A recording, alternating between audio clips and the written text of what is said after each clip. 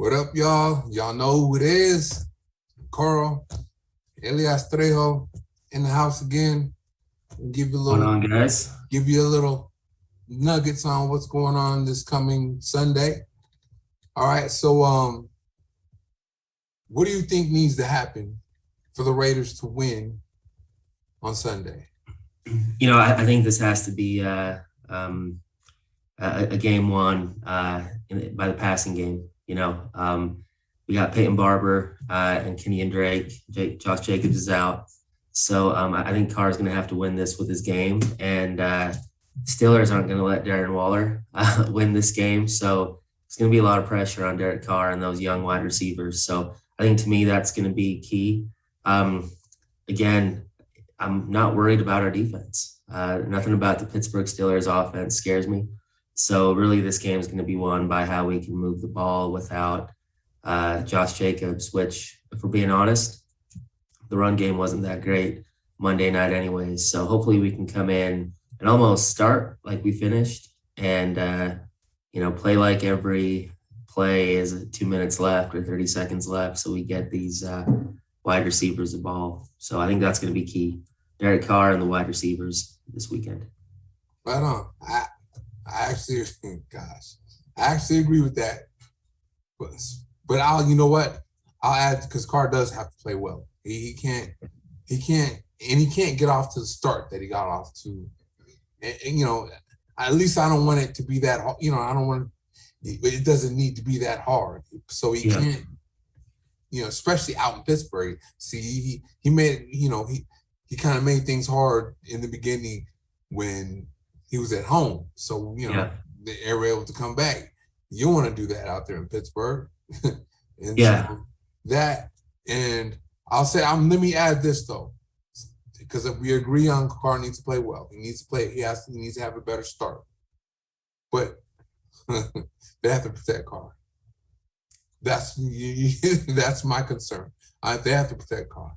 And that TJ Watt is, come on, man. That dude's an animal. And like you said, the offense doesn't have anything that scares me, but their defense has a guy that scares me to death, and it's TJ Watt. Yeah, and you got Cam Hayward too, and Melvin Ingram, and those guys dominated the Bills offensive line. So, to me, it's going to have to be our passing game is going to have to be short, quick, the type of, game that Gruden and Carr already do well at. So still have to take some shots downfield though. You can't win without taking shots downfield because now because you don't want them to be able to play the pass and the run with the same defense. We really need to get the ball to Ruggs and Edwards in space somehow. And I'm excited to see how they work the ball in there. But again, our offensive line is not, and I say this in all honesty, we're not ready for that Steelers front four, man. The interior is going to be tested when you got James, a rookie, not a rookie, John Simpson, and then the guy who loves The Office. I can't even pronounce his name right now. But we're going to get tested. So this is definitely, and Carr needs to stay healthy. We got Peterman as our backup. So the one thing I will say is there's going to be a little bit more grace on the offense this time, because I don't believe that the Steelers offense is going to make us pay in a way that the Ravens could have made us pay. So I'm just not afraid of the Steelers offense, and their offensive line is a big glaring weak spot. So I think Max, he's going to eat again this week in that interior D-line. It's going to be good. It's going to be a defensive battle this game. It's going to be hard to score. Yeah, I see that. I see that the same way. Who are you most looking forward to seeing play on Sunday? It's Derek Carr, man. When you don't have Josh Jacobs, and Tomlin is going to do everything he can to make sure that Darren Waller is at least double covered on every play. It's going to put a lot of pressure on Derek Carr behind that offensive line against that defensive front. So he's the guy that I'm looking to see. I think, we've debated about Derek Carr for I think 2-3 years now, and to me, it's that consistency week in, week out. This is a big test for Derek Carr, and dare I say it might be one of the biggest tests in his career where he can actually win people like myself over, because he's got to win with his arm, he's got to win with his grit this week. You know what?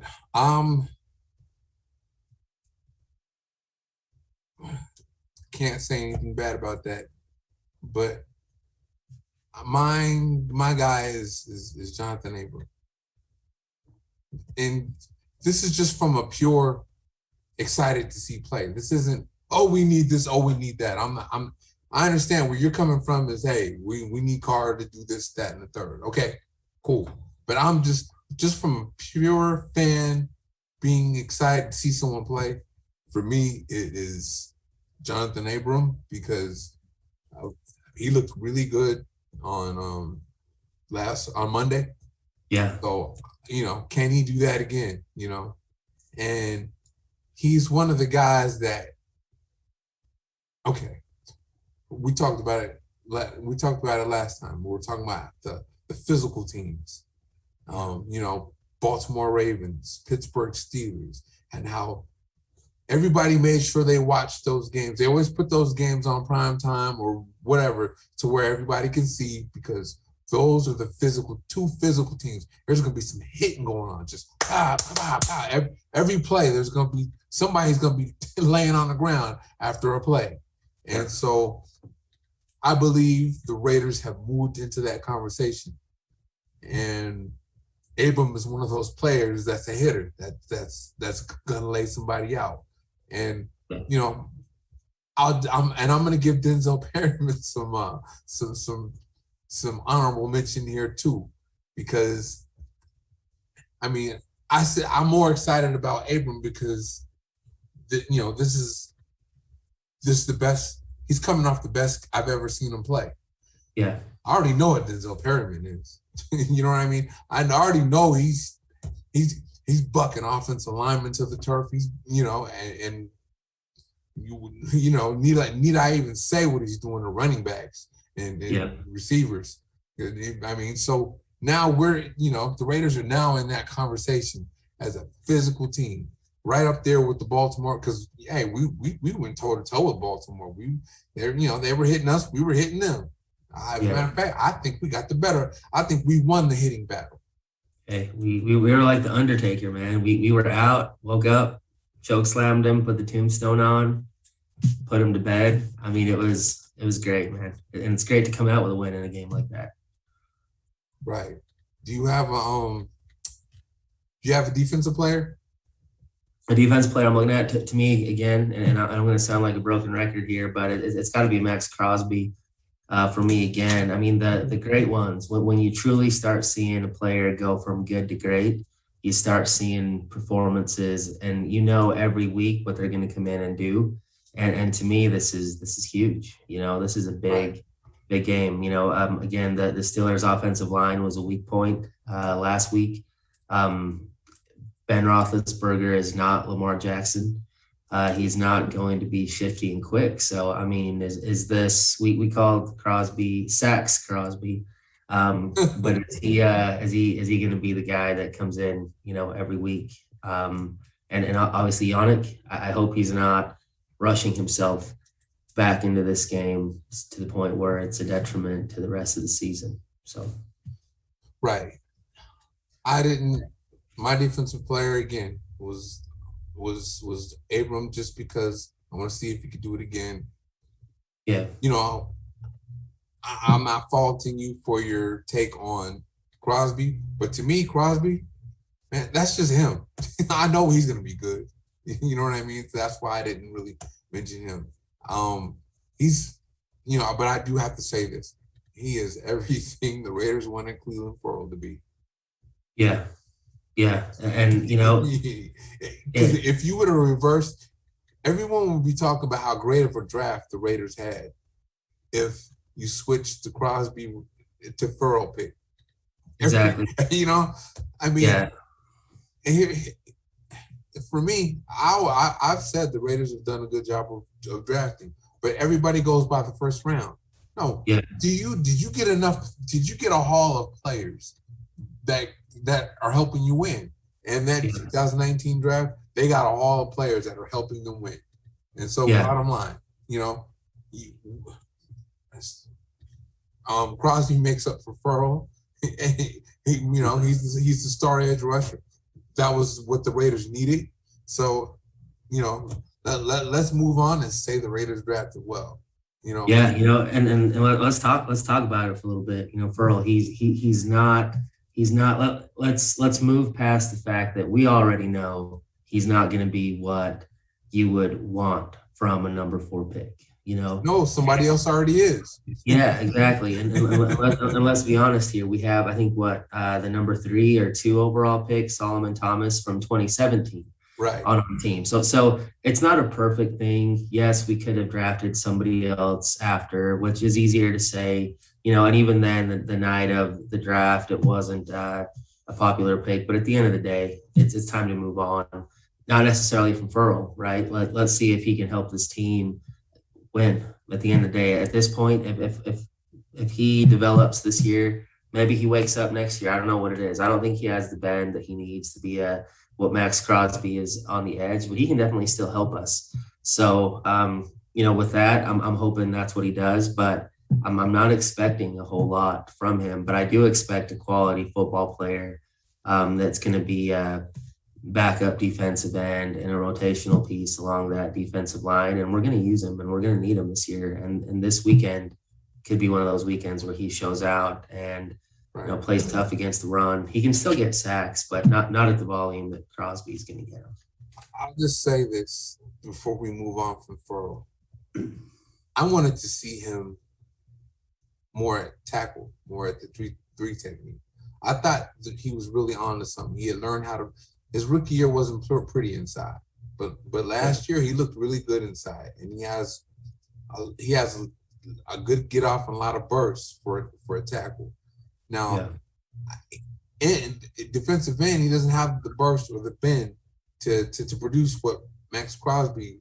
I mean, Crosby gets low to the ground. That boy has bend, and all you need to do. I mean, it's really simple. That's why Crosby gets these 10 sacks a year, because his rookie year, he really didn't have that many like pass rush moves. He really didn't know what he was doing really, but he can get a step on you, and he had bend. And when you have the kind of bend that Crosby has, all you have to do is get a step on him and get to his upfield shoulder, and you got bend, you're gonna get the quarterback. You know, 10 times that plus his motor, he's going to get 10 sacks just on that alone. Now, you know, he's in year 3. He knows how to play now. He's becoming that seasoned vet at the same time. So he's going to kill that. And let me go to my offensive player that I'm looking most forward to seeing. I will say Henry Ruggs. He was open, and the reason why is because, you know, we saw the times that Carr didn't see him when he was open deep down the field. Carr has to look at this film and say, man, I gotta get to this guy. This dude is flying past people and left and right, and I'm not seeing this. So they gotta go to him. And, you know, like you said, the Steelers are not going to let Darren Waller just go up and down the field and beat them all day. So to do that means, you know, that means you have to give up something else. And you know, I see Ruggs being that something else. I'm hoping to see a big game out of him. We need it, and him and Edwards and Renfro this week are going to be. If we'll go how those 3 go this weekend. Who's your key matchup on offense? On offense, it's going to be Cam Hayward against Andre James and that interior. It's going to be their interior defensive line against our offensive line on the inside that hasn't really been together for a long time. They're developing together, last couple of years, but this is a big test for them again. You had the Ravens front last week. How are you going to play on a short week against the dominant defensive front? So that's going to be the thing that I'll be watching is how do we handle that interior pressure? Because if the edge pressure is going to be there, and I think our tackles and the way Derek Carr plays can help cool that edge rush off. But what I'm worried about is if that interior rush starts breaking through, Carr's not going to play. That's not his strength. His strength is not to run around and move around and get open, So it's going to be interesting to see how that matchup goes. Right. Well, mine's is, I'll just, the rookie, Alex Leatherwood, on Melvin Ingram. I think Melvin Ingram was on the offensive right side most of the time, and Watt was on the left side, if I'm not mistaken. I can't remember. I think you know what? I'll just say this then. Alex Leatherwood on TJ Watt and Melvin Ingram, because I think Colt Miller's going to be able to fight both of them off whenever they're lined up on his side. Yeah. I'm wondering about Alex Leatherwood. Just, he's a rookie, and this is his second game in the NFL. This isn't, like week 10. He kind of knows a little bit now. This is his second game, and he's coming off of week 1 that wasn't the prettiest. So how much did he learn from it, and how much can he bounce back from it? Yeah, and that's, again, talk about a big test for this young offensive line, man. They're going to be tested. Carr will be uncomfortable. And again, I mean, we have the opportunity this week for Carr, for the offense, for the defense, the entire team to show us that they can beat anybody every weekend. I think we're one of the largest spreads, or one of the I think the spread is +6 for the Raiders right now. Wow. So no one's expecting us to do much this weekend. But that's because they don't know who we are yet. But I think this team knows who we are. And we've been watching this team grow since 2019, and I just think this team's different this year. And this is another opportunity for us to shut the haters up and let people know that we're not just trying to make a wild card this year. We're coming for that AFC West title, but you got to prove it against teams like this. No doubt. What about your defensive matchup? It's going to be our cornerbacks. I'm looking at Hobbs. I'm looking at Mullen. I'm looking at Hayward. I'm looking at those guys and see if they can take advantage of 78-year-old Ben Roethlisberger, a poor offensive line. I'd like to see our cornerbacks make some plays. They're going to get opportunities. And I like how they stack up against I like how our DBs stack up against the wide receivers of the Steelers as well. Yeah, I don't. Obviously, they do a lot of different things with Claypool. So there's no way I can be sure, but I'm looking for the matchup of Mullen on Claypool. And, it's whenever it does happen, I'm looking to see what because I'm still expecting Mullen to develop into a shutdown corner. I'm still expecting it, still waiting for that. And so what he does with Claypool will go a long way towards showing us, where he is right now. Yeah, and to me, I'm curious. So I mean, Claypool had, I think, the third most snaps out of the receivers for the Steelers. He had third most targets.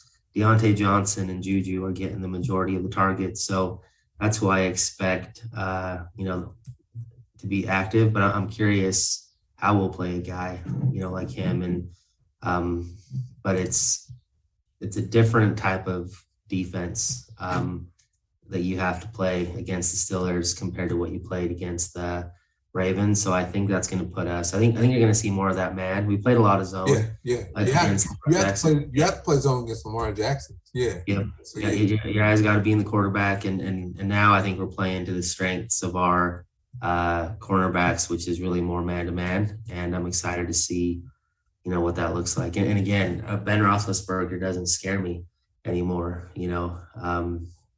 He's not, he's not going to get in that easy.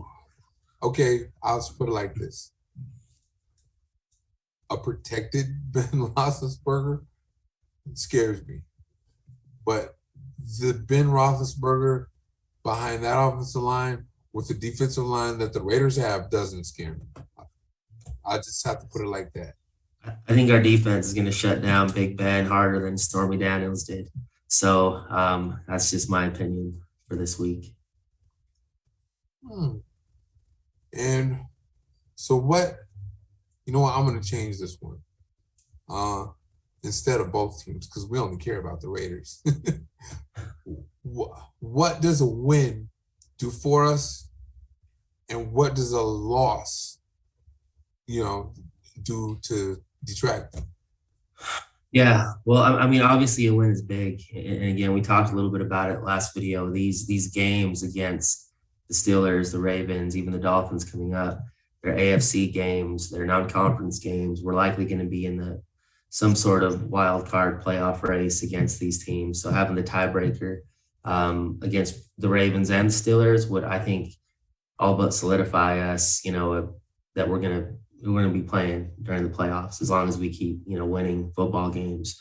So I think that's going to be big. It's going to be big for morale because I think as the team continues to believe in themselves, they're going to continue to show themselves that they can beat anybody. So for me, it's huge as far as playoffs go, as far as team morale goes. I don't know how many other teams we're going to play that are as good as the Ravens and the Steelers over the next couple of weeks. So 2-0 is always great. A loss, I mean, going 1-1 after these first two games, not a lot of people thought we'd get there. So not fully heartbreaking, but I think it is going to put us a little bit on edge, like saying, whoa, if we lose, it depends on how we lose, right? It can't be one of those Atlanta Falcons, New York Jets blowouts, because that's who we're trying to not be anymore. So I hope we go over there, we fight hard. I really do believe we're going to come out with a win again, and let's go 2-0.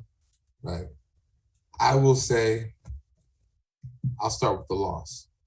I'll say a loss does nothing because it makes them 1-1.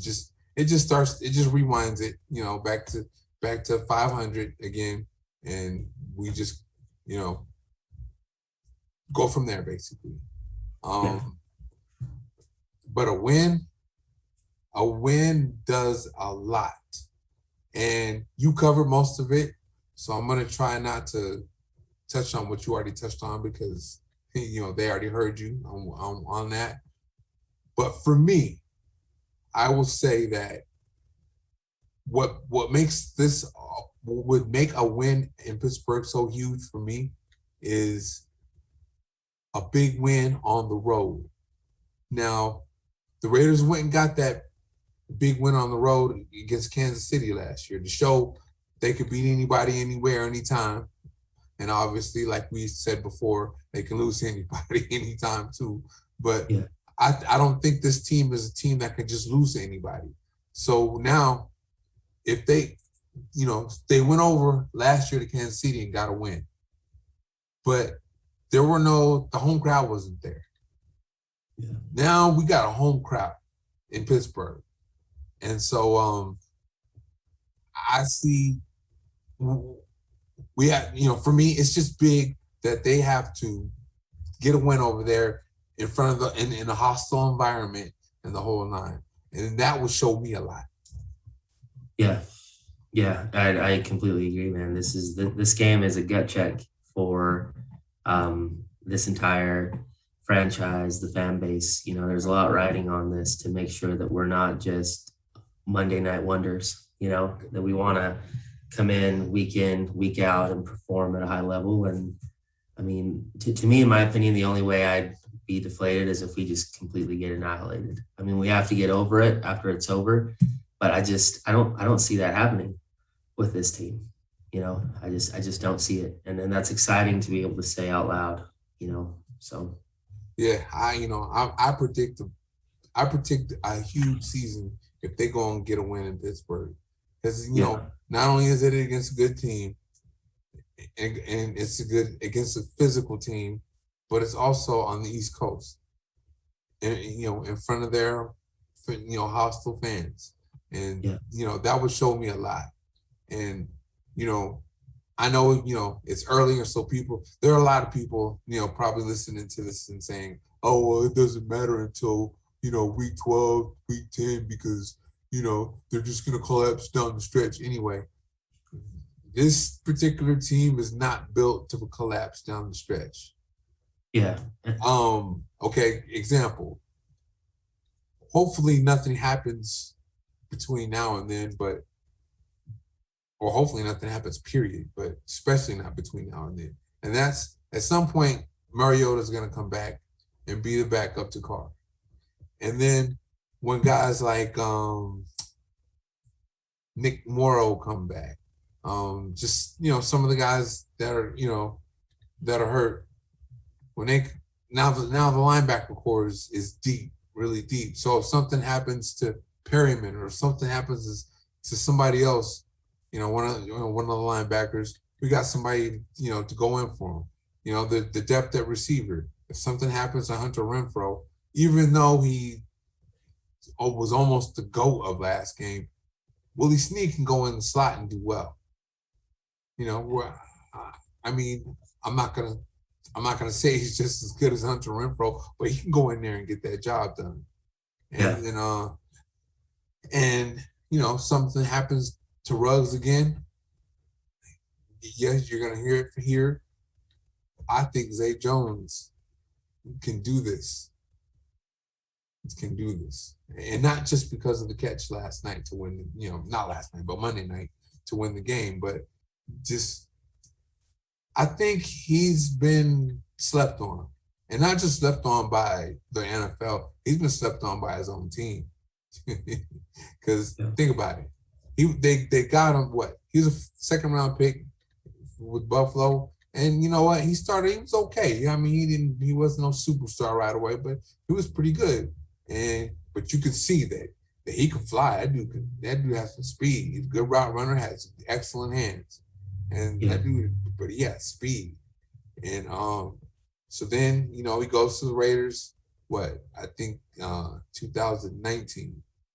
And it was like in the middle of the season or during the season, a couple. And he didn't, he didn't, a little something here, a little something there, not much. Okay. Then, I'm thinking, okay, maybe obviously I was rooting to draft Ruggs, and they did for 2020. But I thought he would get some run, But then they get Aguilar, and the rest is history. Aguilar kind of took over when, not just took over as far as when Ruggs was hurt, but he was the guy that they threw deep to when everybody was, all the safeties were running over towards Ruggs. And I think, and then when he left, what they do, they went and got John Brown. And I think, Derek Carr spoke to his work ethic and all that. I think, because sometimes there comes a point in a man's life where he just says, this is mine. I'm taking this. And nobody's getting this from me. Yeah. Because John Brown was a better receiver than Nelson Aguilar. I mean, he was a more accomplished receiver, 2,000-yard seasons to none for Aguilar. So, I mean, he was a better receiver going, just coming in. But I think, Zay Jones, particularly always throwing, catching the ball with Carr on the offseason and all that. I think he just made up his mind and just said, man, no, No, I saw you bring one guy in, and then here you go, you bringing another guy in. Well, you know what? You just paid him all that money for nothing because I'm taking this. Yeah. And look at him. Yeah. And the thing about development, and the thing is, a lot of people doubt our wide receivers because they're new and they're unproven, right? That you hear that a lot. But to me, I mean, I look at Aguilar last year and like he put up numbers, but to me, it's not because he was a phenomenal wide receiver, right? The numbers he put up were decent, but it's because he was a product of injuries. I think the system helped them get open. I think having Darren Waller there. The thing about Zay Jones to me, and the reason why, telling Aguilar goodbye, telling John Brown goodbye is because he's 26 years old, right? Right. He's been running this offense. He's developing on the backside. So when he does need to come in, and he's not just learning one spot, right? He has to learn Hunter Renfro spot, Brian Edwards spot, Henry Ruggs spot. So that's what makes him, I think, super valuable. But I think let's talk about the wide receiver group. Like, yeah, they're a young group, but to me, Hunter Renfro is one of the best slot wide receivers and punt returners in the NFL. Brian Edwards and Henry Ruggs, while they're only year two, they possess abilities and skills that not very many wide receivers possess. And to me, just give them the targets and they're going to do what they do, and to me, I get excited about Edwards, man. Like, these were prime time catches. These were like do or die. When you got a young kid doing that, he's 22 years old, the size, the hands. Afraid of the moment. Yep. And to me, Ruggs is not going to catch as many passes as Brian Edwards is this year. But he's going to have those games where you just throw him the ball 2 or 3 times and all of a sudden you got 100 yards and 2 touchdowns, right? But what he's going to do for everybody else on the field is huge. Biggest thing again, and it's going to be tested this weekend, is can we get Carr to look at those wide receivers early and often? That's going to be the big key because you feed them the ball, those boys are going to eat. And more importantly, you're getting that on film. So now my favorite part about this offense is if we can start feeding these wide receivers a lot more, they're going to go into every week and the opposing defense is going to have to pick their poison because there's no way you're going to stop all of us. And don't be surprised to see Foster Moreau against this defensive line and our offensive line. I see us running a lot of 2 tight end sets and Waller is going to be, I think double covered at least. This might be Foster's game, his welcome back Cotter game, where you're going to start seeing him make some plays. So, well, while you're on the subject of receivers, I'll just tell you what I like about the group the most, and that's they have something for everything. That's why you can't stop them. I mean, they will eventually find something. Okay, you got 3rd and 6, 3rd and 4, 3rd and 3. That's 3rd and Renfro. Okay, you got him to take care of all that underneath stuff. Okay, you got Ruggs who can fly, blow the top off of any defense. Okay, then you have Edwards. He's a number 1 receiver type. It's that big guy with the hands and the big catch radius, and can run routes, can do it all. And Zay Jones is interesting because he's 6'2", 200, but he can fly too, and he has good ball control. I mean, good body control, and can and has good hands. So, there's an abundance there, and there's every type of receiver. So when you call this play, okay, we got this for this. When you call it, you got something for every play that there is to call. And, and again, when Willie Snead comes off the bench, I expect better than what we got from him on Monday. Yeah. I agree. And I get excited when I talk about this offense because if we utilize it right, you can't stop us. And that's why I think we're coming in to win. I mean, think about it. Carr threw for 435 yards, and let's keep him 100. He didn't have that good of a game. No. You know what I mean? He ain't have that good of a game. Yeah. I mean, I'm one of his biggest Carr stands, whatever y'all want to call me. I don't care. I call you I will be Mr. Carr stand. I don't care. But even I was saying, man, come on. I was like, come on, Carr, come on, man, throw the doggone ball. And Yeah. he was, I think on Twitter I said he needed some glasses because he couldn't see the guys that were running wide open down the field. Yeah. But so I'm saying, he got off to a bad start and still threw for 435.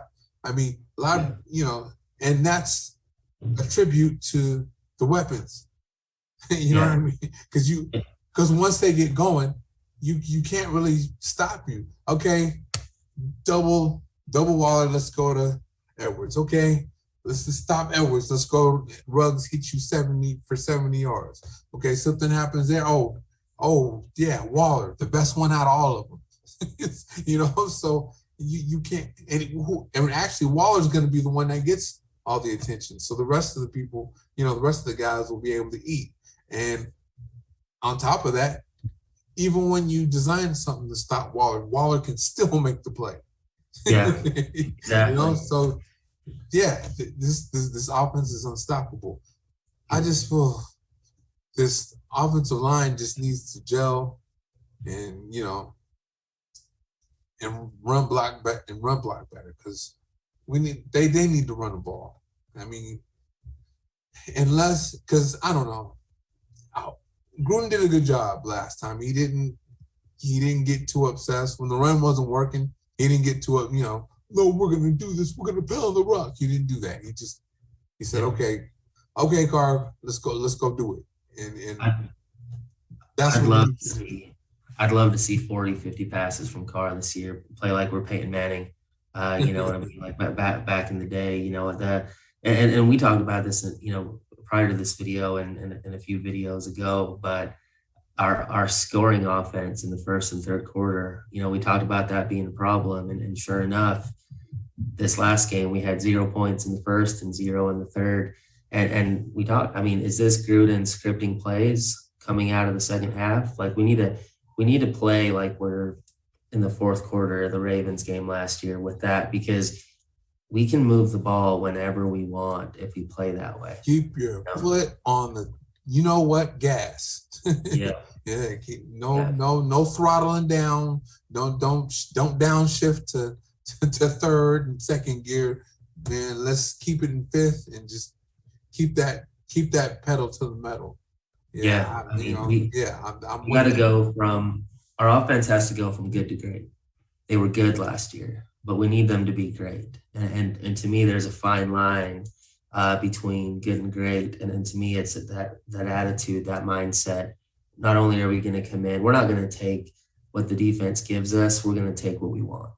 And they did a little bit of that last year. They showed signs of that last year. So hopefully they do more of that this year.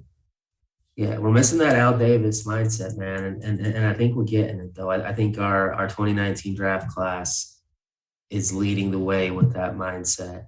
The John Gruden has it. He's out of his mind. He's crazy, but we have someone, we have that 2019 draft class that embodies exactly what we need, and I'm excited, man. And I'm hoping Furl adds to that. I'm hoping this weekend he has a strong game where we're talking about him as one of the guys getting the game ball on the defensive side of the ball. That would just bring the whole class together, man. You know what I mean? Oh yeah. All right, y'all. That's all we got for you. Say your goodbyes, Elias. Carl, I got to ask you one more question, Carl. What's that? What's your prediction for this game this weekend? Oh my goodness, man. Okay, you stuck me on that one. Yeah. No checkdowns now. No checkdowns. Oh, sheesh, man. Oh, I didn't want to do it. You know what? But I'm gonna be a homer.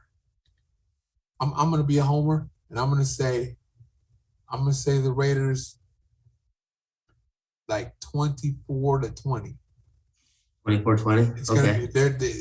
It's gonna be a physical game. Some people gonna get laid out, but I just think. Okay, I think the Raider defense stops the Steelers more than the Steelers defense stops the Raiders. Yeah. Because the Raider offense is, man, the Raider offense is something else. Yeah. And, you know, Ben's offensive line, man, I don't know. You know, Yeah. if I was a Steeler fan, I wouldn't trust Big Ben's offensive line. And don't Yeah. get me wrong, I know the Raiders got their own issues too, but I give them the weapons advantage. Yeah. I like that. You know, I'm going to be less of a homer and be more of a realist here, and say we win 23-20 instead of 24-20. Just a little less, okay. Yeah, yeah, and the reason I say that, man, is I think we're going to struggle in the red zone. The run game isn't going to be pretty when we try to run. We're going to get some, you know, Peyton Barber. I think he's going to get, you know, quite a bit of carries there, but I think we're going to have a pretty good conversion rate on third down, and I just think we're going to get the ball at the end of the game. We're probably going to be down 17, 16, 20, and we're going to get it in the end zone at the end of the game. So I see a, that's the thing. I see a touchdown to win the game. I guess you see a field goal to win the game. yeah, I see the Steelers being up 3, and then the Raiders scoring, 20, 20 to 17, and then bang, they go up 24. I guess that'll be actually that's 20. 24. It ends up being 24-20. Yeah, okay. Well, I guess we gotta wait till Sunday. Yeah. Hey, and we didn't even talk about KJ Wright, man. That guy's he's gonna be a big key to the game this coming week with our other linebacker hurt with a concussion. Kwiatkowski, or I always say his name wrong. Yeah, Kwiatkowski. Yeah. You know what? Well, again, I'm excited about these guys that really haven't been that good, but then now Bradley's here, and now they're starting to show something. Yeah. Come on, man. I mean, KJ Wright's been KJ Wright for 10 years now. So to me, it's not a big thing to say, oh, KJ Wright's going to really help us. Yeah, of course he is. He's KJ Wright. Yeah. So I'm speaking up to people that, that were kind of down there before. And it looked like they're starting to come up. Yeah, he's definitely going to see more snaps this game than he did the last game. So it's going to be interesting. I'm excited for him. Yep. All right, y'all. Over and out. Say your goodbyes, Elias. Hey, take care, guys. Always appreciate working with you.